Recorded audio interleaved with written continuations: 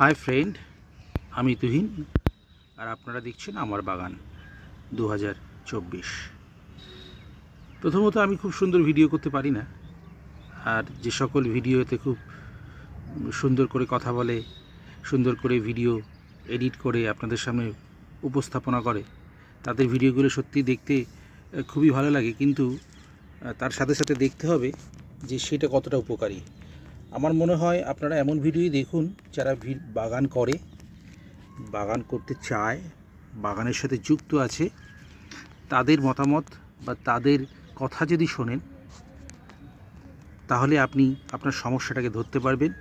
আর বাগান করার উপযুক্ত পরিবেশ বা কিভাবে বাগানটা আপনি পরিচালনা করবেন বা পরবর্তীকালে কিভাবে গার্ডেন তৈরি করবেন সে বিষয়ে একটা সঠিক তথ্য আপনার সামনে উঠে আসবে।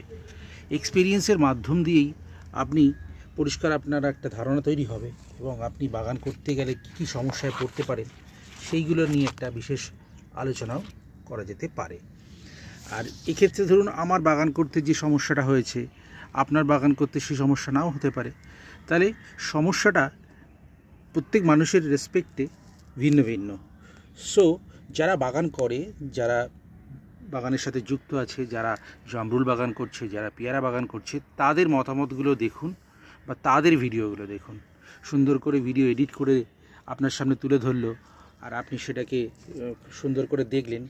হয়তো তথ্যটা সঠিক গেল কি গেল না হয়তো আপনি বুঝতে পারলেন না, কিন্তু আমার মনে হয় যারা বাগান করে তারাই আপনাকে সঠিক রাস্তাটা দেখাতে পারবে।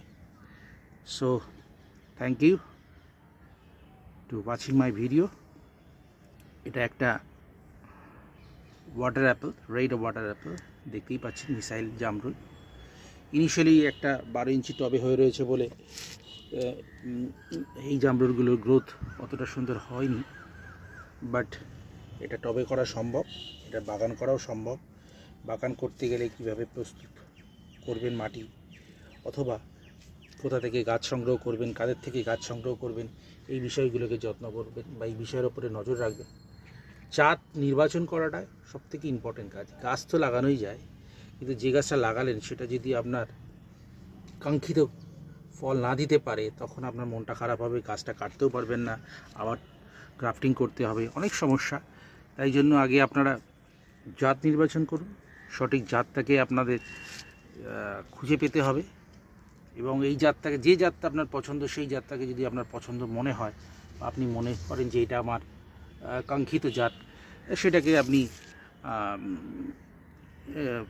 এয়ার লিডিং করুন। এই যেরকম আমি এখানে এই গাছে করেছি, এই জাতটা আমার ভালো লেগেছে, আমি দু একটা এয়ার লিডিং করে আমি আমার বাগানে প্রতিস্থাপন করব বলে আমি দু একটা করে রেখেছি। সো আপনারা দেখুন এবং যাদের এই ভিডিওগুলোই দেখবেন, আমার একটা একান্তই অনুরোধ আপনাদেরকে, এই ভিডিওগুলোই দেখবেন যাদের বাগান আছে। কেউ গিয়ে বা একটা কারোর বাগানে গিয়ে ফটো তুলে দিল, এই দেখালো, সেটাতে আমার মনে হয় না আপনারা খুব উপকৃত হবেন।